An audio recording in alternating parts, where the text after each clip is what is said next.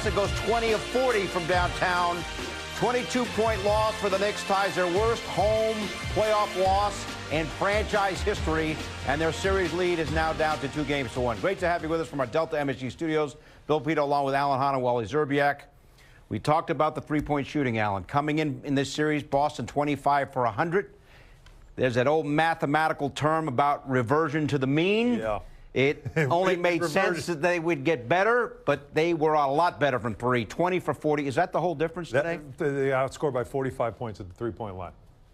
I mean, what more is there to say? Like the Celtics, who were a three-point reliant team this year, they put up a ton, they make a ton, and they struggle with in the first two games. The Knicks absolutely struggle from three. The problem is that you know they're going to take threes and they're going to make threes. When you aren't, especially early in the game, it felt like, Wally, those early misses just seemed to just take the air out of the building, played right into what Boston wanted to do. And the Celtics, by the way, they played a lot more of an honest game here. They got after the Knicks. They were called out. They were embarrassed after their first two games at home. You had to expect this kind of response. And the Knicks had no answer for it. That's where I think the issue is, the way the Knicks handled knowing that the Celtics were going to come out like this. Yep. They didn't show any resistance. They didn't show any fight. They didn't make the game close in the second half. The Celtics are going to remember that coming into Game 4.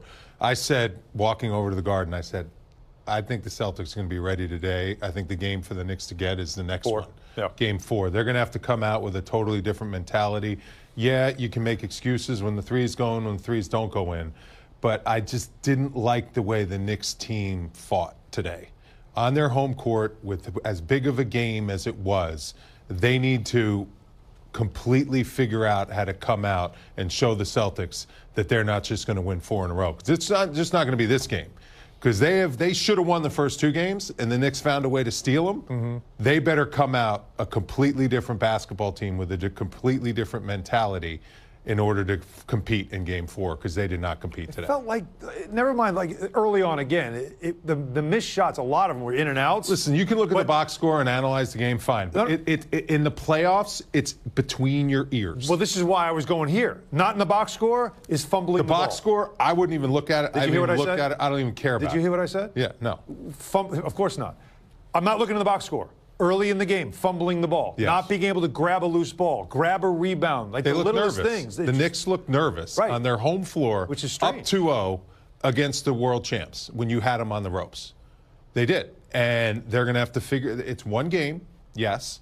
The champs did what they were supposed to do and come in here and send a message that they're still the champs. But now the Knicks still have a stranglehold on this series, and they need to play like it in Game 4. Road teams in round 2 are now 8-3. That's crazy. Can't figure that one out. 6-0 in these. And the Knicks have lost 3 straight home playoff games. What is it now? For the first time since 1953? 1953. There were 2 streaks that were going to break today. Yeah, the streaking. Right. That was the stat to watch. The Celtics had not lost 3 in a row in 2 years, in 194 games.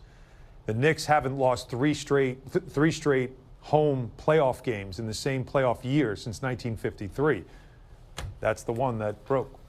Boston came out, Wally, the first quarter, they were up by 16, and you can say you don't want to look at the box score, but the fact is Boston went 6 of its first 7 in terms of making shots, 6 of 7 from 3 in the first quarter, and the Knicks never really were able to make a run after that. But the Knicks could have made their first 6 out of 7 because they had good looks in the first quarter from the three-point line. Mikal Bridges, the first possession, missed an open 3, then he turned one down. Yeah. And the Celtics saw that, and Celtics smell fear. They're a team they're a confident basketball team. They know they're going to shoot threes with confidence. If they miss 10 in a row, they don't care. They're going to keep shooting them. But if they see the other team isn't making and matching their open threes, they're going to blow you out of the water. And right now, the Celtics are preying on Mitchell Robinson missing free throws and Josh Hart being scared to shoot. They're going to expose those two guys unless they man up and start making shots and making plays. That's how you beat the Celtics. The Celtics are the type of team that, yes, they have some arrogance, and they say, we're going to make our open shots, and you better make yours. If you don't, we're going to blow you guys out. Yeah, they believe in what they do. The numbers here show. Three-point shooting is the whole deal. Of course. Again, they made 25 in the first 2 games. They made 20 in 1 game. But that's more of who they've been all season, that 20 for 40. That's more of who they've been, although not 50%, but 20 makes is really the number.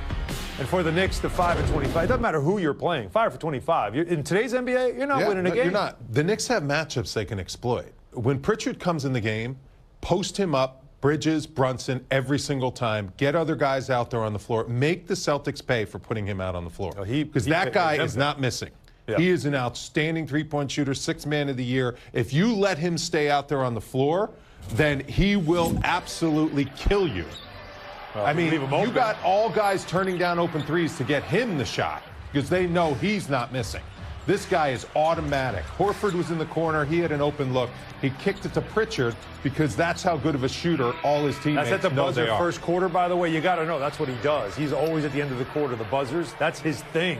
Yeah. And they let him get that one. That was momentum as well. Look at this. You need to manipulate matchups on the other end of the floor to make him pay for being out there on the floor defensively, and the Knicks have not been able to do that. And then he's really good in the pick and roll. Yep. Really good. Yep. We saw it all regular season. He torched the Knicks at the Garden in pick and roll, had big-time games. He really knows how to execute that play. And if the Knicks don't make him pay for being out there on the floor defensively, then they are going to really struggle to beat this team, because when he's out there shooting that three like that, they're tough to beat. How about the mental warfare going on here? That's what it is. It has been really interesting. Missoula is sticking to a couple of things that he's doing, and one of them is fouling Mitchell Robinson. Imagine the first quarter. First quarter, they were purposely fouling him, and that became also a side story. But that's not rocket science also, Al. Well, with 4 for 12. Yeah. He was 6 for 23 or something like that coming into the series, coming into this game from the game is at hand. Like, you're up big. Keep doing. No, that's what I mean. You are trying to make him melt at that line. You don't feel bad for your opponent. I didn't say they should. I'm just saying that it's a very interesting side story. Yeah. And then the whole building got quiet. They're just trying to encourage Mitchell Robinson to make one free throw, and the poor guy, you could just see him struggle. Which I was hoping that maybe he would find his stroke, find his confidence, make 4 in a row, make 6 in a row, and then all of a sudden you flip the script. And if he could just find his stroke and find some confidence from the free throw line, then he would be an asset to have out there when they're doing that. At what point what does he have to shoot to negate the strategy? 50%? 50%, yes. If he does 50%, no more hack. If he's 50%, then the Knicks are winning, because you want to get more than a point per possession. Like, it's more like 1.2, 1.1 is what you want to be getting per possession, especially with the three-point line and the way the Celtics play. The Celtics get way more than 1 point per possession. But at least you're not getting into foul trouble. At least you're not getting into the bonus early. Like, there's a lot of negatives that come to that. But he's got to shoot at least 50%. If he's under 50%, they are going to keep doing this every second he touches the floor. Yeah. All right, so you total it up, and the Knicks lose by 22, 115-93. Game 4 is Monday night.